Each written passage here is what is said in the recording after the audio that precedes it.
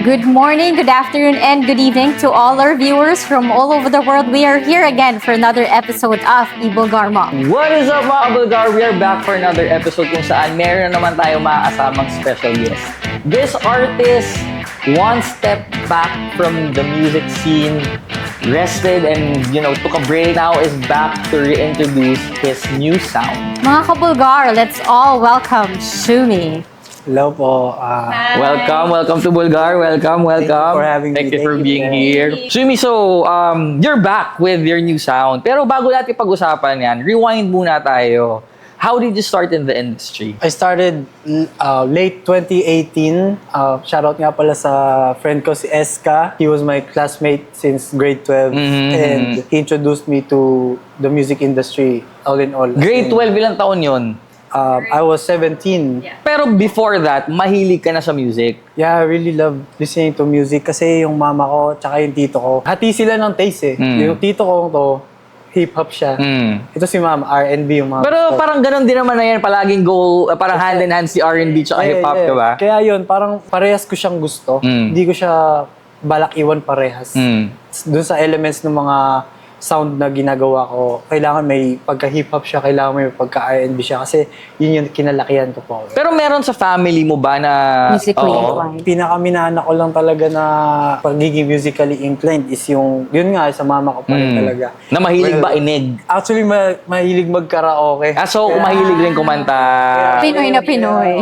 Kada okasyon talaga, kami ni mama, biritan sa karaoke. Nice. Ganun. Kaya yun. Yung gamit po ng pang-record, gano'n, ni-gift sa akin ni mama. Niregalo sa akin ni mama. So, actually, nung nagsimula po ako, hindi pa po ganun kabihasa doon. So, like, I had producers with me. So, yun, si SK, producer din yun. NJ, producer po ni Laheb Abing. Yun po yung mga kasama kong producer na nag-start. Nag-start ka. Po. Pero saan ba nag-start yung name mo na Shumi? My real name is Albert Gualyar. Yung Shumi, nanggaling po siya sa F1 racer na si Michael Schumacher. Okay, Opo, gets. opo. Bakit yun yung Bakit pinili siya? mo? Oo. Kasi bakit ito si mama ko dati, nagda-drag race siya sa UP Diliman. And yung tatay ko din po, nag-off-road siya. Pinahalan po nila ako doon kasi idol po nila si Michael Schumacher. Shumi, kailan mo ba na-realize na gusto mo pumasok sa music industry? Pinaka-motivation ko noon, heartbreak talaga. Yung Heartbreak. May, How old were you? I was 17 po. 17. So, nag-music na po yung friend ko nun, si SK. So, nangyari po yung event nga na yun. So, pumunta po ako sa kanila, then nag-record kami nung very first na gawa namin. Sino yung mga artist na pinapainggan mo? Nagsimula, pinakauna ko talaga na pick up si Neo. Yung Mad ni Neo, yung Do You. Tsaka yung, ang galing niya talaga kumanta, kaya isa po siya sa inspiration ko sa music. Bruno Mars, Drake, Glock 9, local naman. Nung time na you were already making music, ano yung mga experiences mo nung time na yun na nasabi mo na, okay dito sa ano? We went to Mindanao. Nung buong grupo namin, 8 Ballin, and yung fellow TMP people, pinadala po kami ng hari doon. May hari po kasi doon. There's still monarchy sa Mindanao, yeah. Ano siya? Dinagat Islands. So, pinapunta kami Surigao. Paano nila kayo nakilala? Nag-viral yung grupo namin. If you know yung Pash Pash, the Know Me, is 8 Ballin. Nag-boom po yun. Tapos, in-invite po kami. Anong year to? 2022. 2022. In-invite po kami doon for a week. Pinapunta kami doon, all 15 of us, all expenses paid. Unang araw pa lang, nakilala namin si Master. Shoutout kay Master. Siya yung hari doon, basically. Unang gabi pa lang, winelcome agad kami, open arms, lahat. As in, grabe, para kaming Michael Jackson doon na lahat pa, picture. Invite po kami to perform kasi yung time na yon nagka-typhoon na nag-hit doon sa Siargao, pati sa Dinagat. Ang nangyari doon, dami namatay, as in, daming nasalantaan. Na-uplift yung spirit sa mga tao. Yeah, we went there talaga for that benefit. Doing what we love, tapos nag-enjoy pa kami doon, pinag-island hopping pa kami doon. So real para sa akin yun. Kasi gumawa lang kami ng songs para sa katuwaan namin. Hindi talaga namin hinabol na sa masa. Out of that, pure energy lang yun. Tapos, pinaluan na namin ng sipag. Ano bang genre ang kinakanta mo or usually pinapakinggan mo? Nagkakaroon po ng sense yung ipaghalo mo yung rap tsaka R&B. Kakanta yung sa chorus, tapos yung sa verse, nag-rap. So like, nakita ko po sarili ko dun sa ganong lane na singing rap. Sino yung pinakasikat na collab na naalala mo? Tsaka, hindi ka ba na-intimidate doing your first few collaborations? Especially nagsimula ka pa lang. Yung mga collaborations ko po talaga, lahat mga lapit sa akin na tao. First time ko lang yung upcoming ko na collab. Yun po talaga yung masasabi ko na sikat talaga siya. I-reveal ko na dito, exclusive, Bulgar, JP Bacalyan, may collab po kami. So, Shumi, ano usually ang inspiration mo when you're writing songs? Love. Yung ano po kasi, yung puso po talaga yung puhunan sa pagiging artist eh. Sa puso talaga nanggagaling lahat. Kaya yun. Pero anong song naman na nag-start kang nakilala? Bakit why not? Bakit, why Yes, and that's what got me into Viva Records. Pero how was your experience working with Viva? Amazing. I was 18 when I first signed sa Viva Records. Nakapanibago din yung mga experiences nung sinign ka doon kasi yung pagiging independent artist sobrang hirap. Kailangan mo mag-promote na sarili mo, ganito. Pero syempre part of the work talaga yun since technically independent na din ako right now. Nakita ko yung kung paano sila gumagalaw and paano sila mag-treat ng artist, paano sila mag-alaga ng artist and kung ano yung mga kailangan ng isang label para mag-succeed or tumakbo. Shumi, ngayon na nagbabalik ka sa music scene, bakit mo naisipan na i-rebrand yung sarili mo? Bago po ako umalis sa music, I was like all over the place. Iba-ibang genre yung ginagawa ko. Kasi nga po, yung in-embrace ko lahat ng genre. So, ayun, I didn't stick to one genre. And like, I wasn't making the right decisions din doon. And ngayon, lalo ngayon, nag-grow ako. Yung ini-introduce ko po na sound ngayon is what you call slow burn R&B. Yun po yung tinanggal po yung mga beats sa song. Right. So sa amin, puro ano lang, vocals lang. Vocals Puro giliw lang. Pero did you have any regret nung nag-pause ka? Kasi you took a break for 2 years. Nung mga una po, meron regrets kasi parang napag-iwanan. Masasabi Kasi ko nandun ka na nung time na yun eh. Kumbaga, nandun na po kami. Correct. Parang ito may mga bago po na nag-boom, bago po na nag-flourish. And alam po talaga namin sa sarili namin na kaya namin siya. Na ganun po talaga dapat yung level namin ngayon nung kundi kami nag-stop. Pero as an artist before, bago ka mag-take ng break, ano yung goals mo? Goals namin nun before maging biggest. As in, naging ano na siya, naging wrong intention na siya. Kasi parang dapat ano lang kami, create lang kami ng create. Hindi yung on top kami palagi. Kasi that builds an image sa sarili ko na hindi kami vulnerable sa pagkakamali, hindi kami vulnerable sa sa shortcomings. Ganun. Pag hip-hop or R&B artist, ka-rockstars yung tingin nila sa sarili nila eh. Lumaki ba yung ulo niyo nun? Masasabi ko po talaga, lalo na ako. Kasi grabe yung nakita po talaga namin at a young age.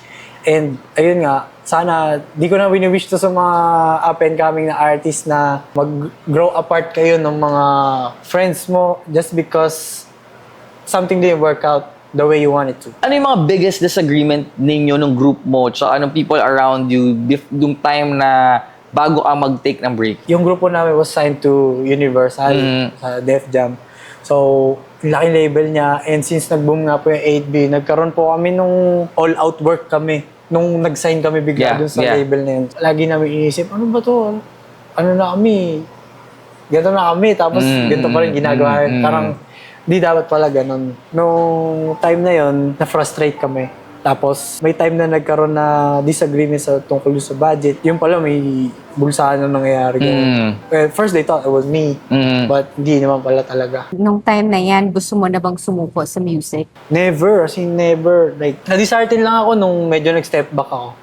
Kasi syempre, mga bros ko to, mga mates ko tong sama dito. Tas, for me to get out of that circle, it hurts for me, syempre. Na absorb ko na yung mga sinasabi nila sa akin na napin ko sarili ko, ganyan. Parang di yung basta magpapasok ng kung ano-anong tao sa buhay ko. Lately, harmony kami ulit ngayon ng Sila ulit? Oo, sila ulit. Ayun, ang saya makita, sobra. Ano yung difference nung kayo noon tsaka sa ngayon? Ngayon po, hindi na po kami kalat.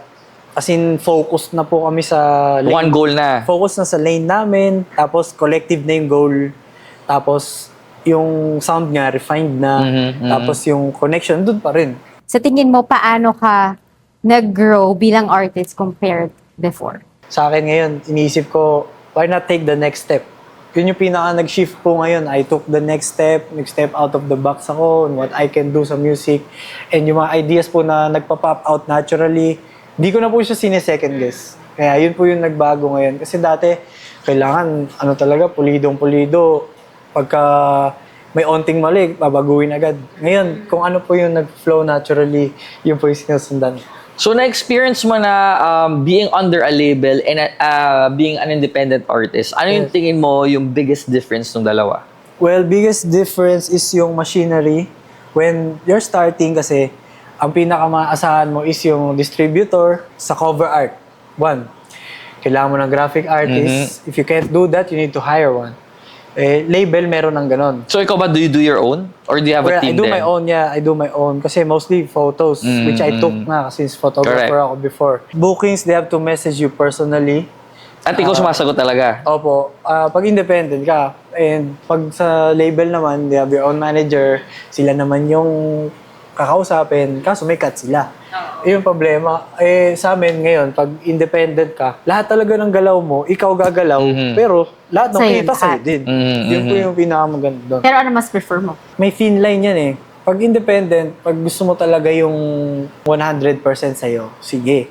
Pero kung gusto mo i-expand on a local level or like a global level, yung music mo, gusto mo talaga mag-stand out sa lahat, kailangan mo ng magandang label, may magandang machinery. May song ka ba na sobrang underrated pero gusto mong mas mapansin ng mga listeners mo? I have this album out, tawag sa kanya, called Summer Nights. So, prequel siya nung isa ko pang album which is called Amats and Heartaches. So, ang pinaka nagiging underrated talaga for me is binubuo kong world around it. So, ito kasi, ang era this year, heartbreak naman. So, the first one, I released sa quarter 1, yung Amats and Heartaches. Yung pangalawa, called Summer Nights. So, quarter 2 na to. So, ngayon, quarter 2 pa rin. So, next month na yung kasunod na mixtape. So, may nako-conscious ka pa ba pagka kunyari nagpe-perform ka, tapos alam mong merong artist, ibang artist na nanonood sa'yo? Since nung nabuo namin yung Slow Burn, na-practice yung pagpa-perform ko. Nagbuo kami ng mga open mic na to, tapos I participated in all of them. So, hindi ka nako-conscious na-appreciate mo yung presence nila? Exactly. Lalo po pag na-appreciate din nila Mas yung ginaganahan performance. ka. Opo, mas ginaganahan. Kasi siguro na-conscious ako pag yung tough crowd. Pag tough crowd, hindi... So, more than the artist, mas mahirap i-please yung mga nanonood sa yung normal... Yeah. Shumi, if you can describe your current life or your music in one word, what would it be? Excellent. Why? Bakit excellent? Kasi yung mga pinipili ko na nga po ngayon na i-collab, pinipili ko na po na i-surround myself with or yung music na pinipili ko, yung mga ginagawa ko, lahat po aligned na po sa akin. Hindi na po siya yung basta following trends, hindi na po siya yung basta may ginawa yung ganito na fellow artist, ay gagawa din ako ganito. Hindi. It all came from the heart na. Kaya masabi ko, excellent kasi it's pure in a way. If there's one life lesson na natutunan mo sa buong journey mo sa pagiging artist that you still apply until now, ano yun? Stay pure kasi kung hinaluan mo na yan ng ill intent, hindi talaga magiging fruitful for anyone. What can we expect from you? More music, tas more events. Makikita niyo yung mga favorite yung artist sa mga event namin. Actually, nag-start po kami magbuo na talaga ng record label. As in, serious na siya. In the works na siya. It's an R&B label. It's gonna be named Slow Burn again. Kasi yun po talaga yung pinaka naging shift ng branding na. Any message to our viewers? Maraming salamat sa mga nanonood nito. Marami kayong ma-expect sa akin talaga. Shumi, it's been great having you here. Bitin yung oras, but thank you. Thank you po. Thank you, Thank you po, madam. We'll see you soon. See you guys again next time. Bye.